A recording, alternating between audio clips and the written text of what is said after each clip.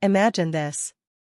You meet someone, you fall in love fast, maybe too fast, but when you are young and your heart is open, fast does not feel wrong, it feels right, it feels like finally. Within just a few months you have moved into her house, and this is not just any house, this is a home with 2 kids, a 5-year-old and an 8-year-old, and from day one you show up for all of them, not just for her.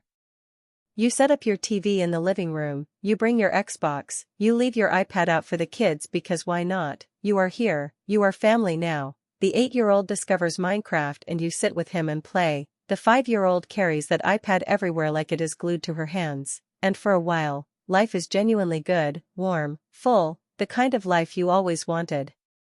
But then 6 months in, something shifts. You feel it before you know it, that quiet wrongness in the pit of your stomach that you try to explain away, try to push down. Try to tell yourself you are imagining. And then you find out. She cheated. And it breaks you completely. But here is the thing about loving someone deeply, the pain does not switch off the love, not immediately, not easily, and so even though every instinct in your body is screaming at you to walk away, you stay. You forgive. You move out to give the relationship some breathing room, you get your own apartment, but you keep the relationship going because you believe in her, because you believe in what you built together, because those kids are in your heart now and leaving feels like abandoning people who did nothing wrong.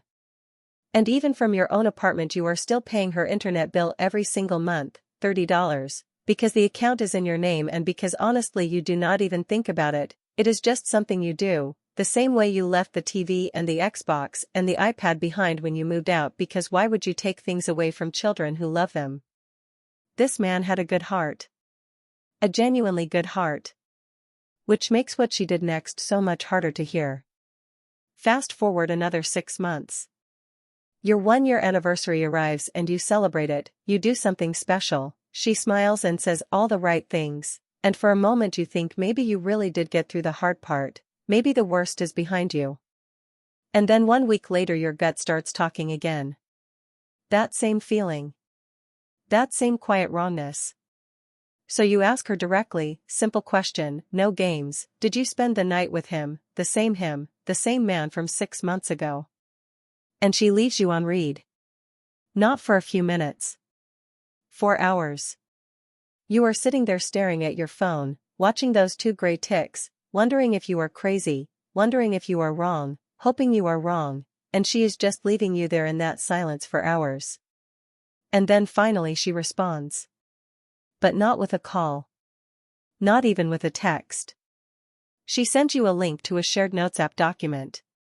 You open it. And right there in plain black text, no emotion, no apology, no explanation, just cold plain facts. It says yes, she spent the night with him and she has been having a great time. A great time. Not even the basic human decency to pick up the phone.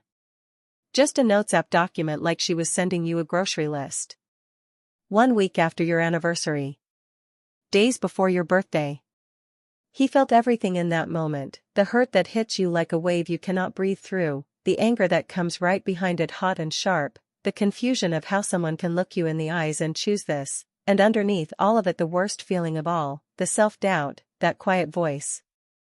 That asks what is wrong with you, why were you not enough, why did you stay, why did you believe her? But this time he did not respond. He put his phone down and he went quiet. No texts. No calls. No long emotional paragraph trying to make her understand what she had done. Just silence. And in that silence over the next few days something slowly shifted in him. He started thinking clearly for the first time in a long time. He thought about everything he had given to that household. His time. His energy. His love. His television. His Xbox. His iPad.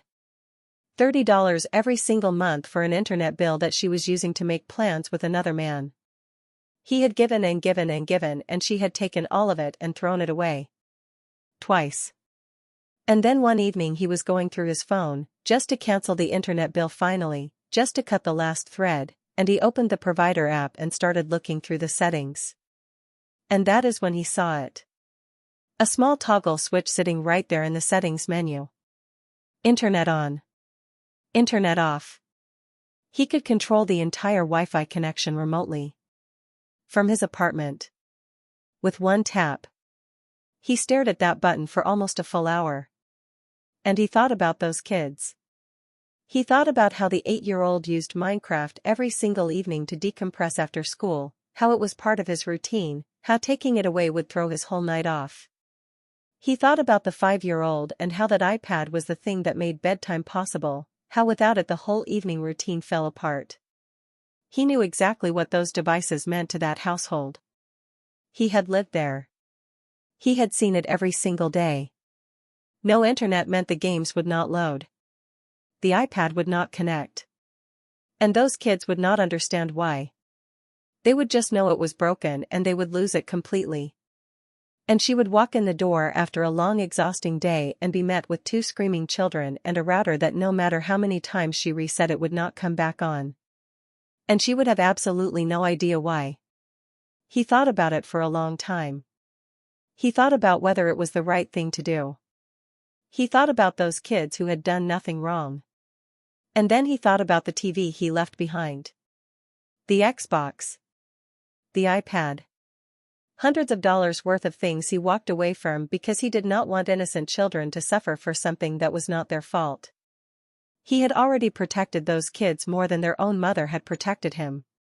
And then he pressed the button. The internet went off.